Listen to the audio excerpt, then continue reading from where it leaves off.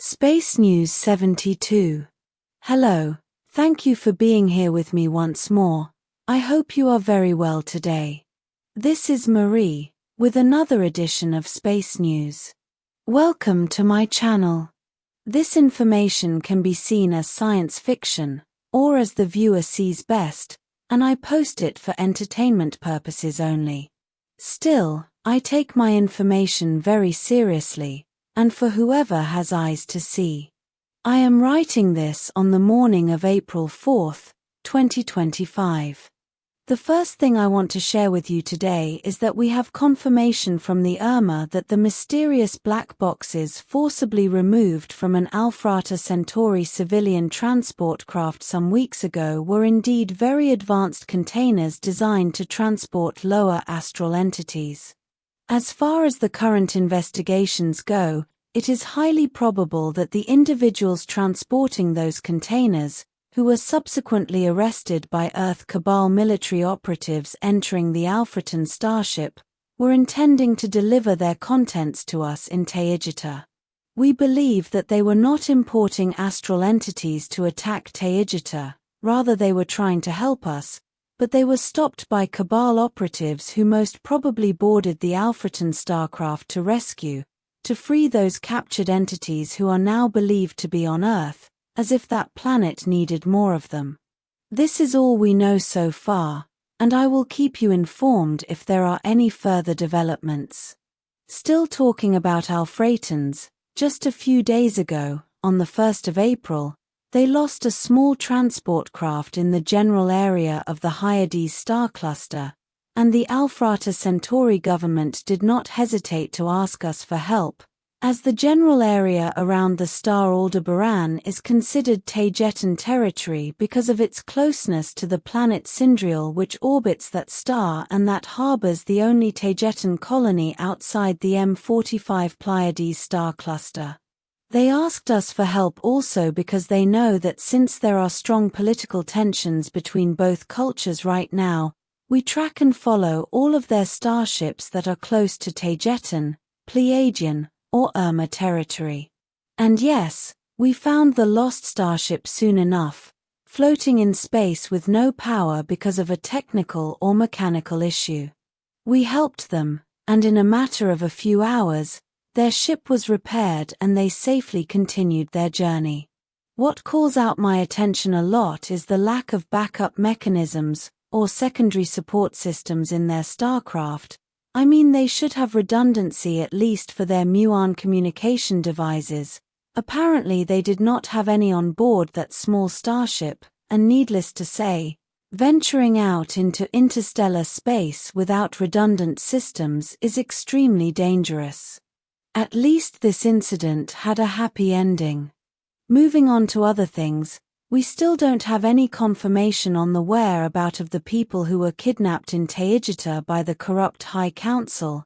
The investigations are still underway, especially by Taygetan elite sand clock fighter squadrons, and by the Urmah and their highly unconventional research mechanisms, mostly based on their astral travels.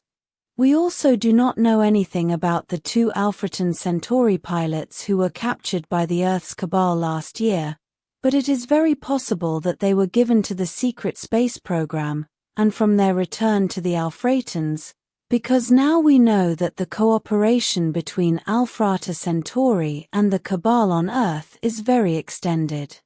We most probably were never informed about what happened to them.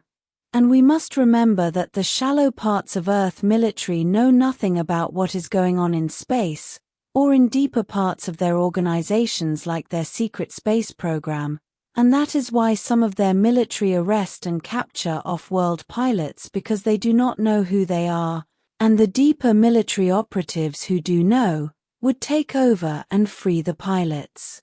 The military on Earth is highly compartmentalized and works on a need-to-know basis. Moving on to lighter things, the day before yesterday I was trying out one of your human-built electric scooters in my private room, and I was going round and round in it, practicing until it escaped from my hands and crashed against the twin pneumatic doors of my room, twisting its railing and slightly deforming where it hit, as the impact was quite strong.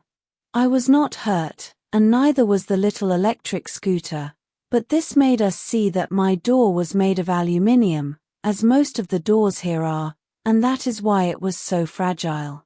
This was considered a safety concern for me, and the very same day, 3 maintenance crew members replaced my doors with reinforced steel ones.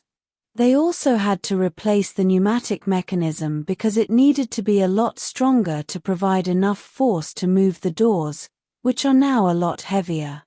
I like that scooter a lot, even though I am quite against electric vehicles on Earth as they are not what the governments claim they are, as they are meant to be control mechanisms against the people, and can also be quite dangerous due to the fires that many times start in their lithium batteries, among other strong problems I talk about in my videos about electric vehicles on Earth, where I also compare them to off-planet versions from Taygeta and other star nations. Speaking about Taygetan technology, we are having some strong problems with our replicator machines because, for some still unknown reason, they are incapable of replicating human-made rubber and anything made with that material. At first, whatever you replicate appears to be exactly as the original, for example, a car tire, but as the days go by, the rubber starts to degrade quickly as it becomes brittle and disintegrates very easily in your hands.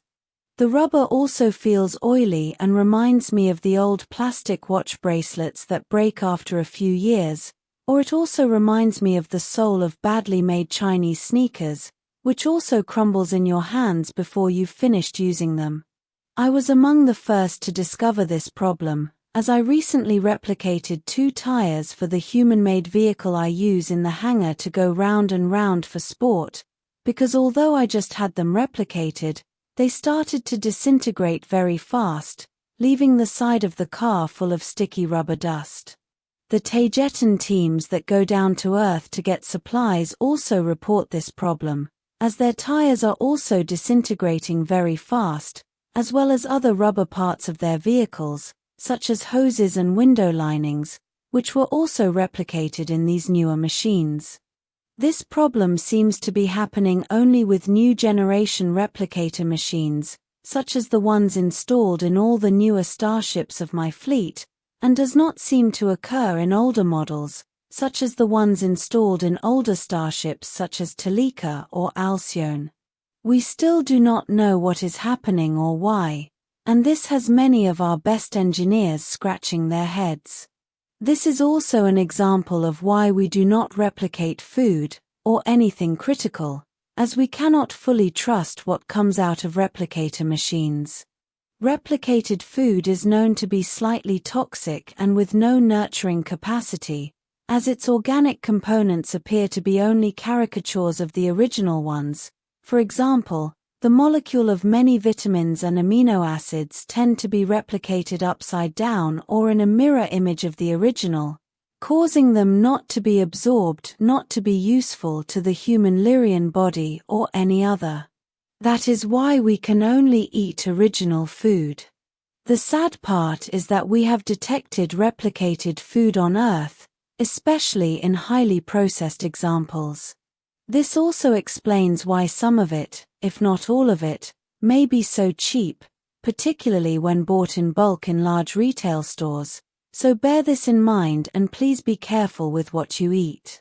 Moving on to other things, I am starting to go to Taygeta, to Tema using remote presence, but this time being escorted by no less than 4 Urmah warriors, King Rua is lending me. They are 2 orange tigers and 2 lions, one of which is an impressive black lion, and they all look very intimidating. They don't live on the same ship I am on, as they don't need to. They enter remote presence and meet me wherever I need to be, and then they return to their ship. Besides this Urmah escort, I also travel with my usual elite Taygetan unit. The last 2 times I went to Tema, I was there to see the construction of 2 more large buildings designed to build medium-sized starships. And I also went to Tema to see the last stages of the construction of the newest Taygetan large starship, the Aldebaran, which, as of yesterday, April 3rd, is now ready to enter active service. This will be all for today. As always, thank you for watching my video, and for liking, sharing, and subscribing for more. It helps this channel grow a lot. And I hope to see you here next time. With much love and appreciation, your friend, Marie.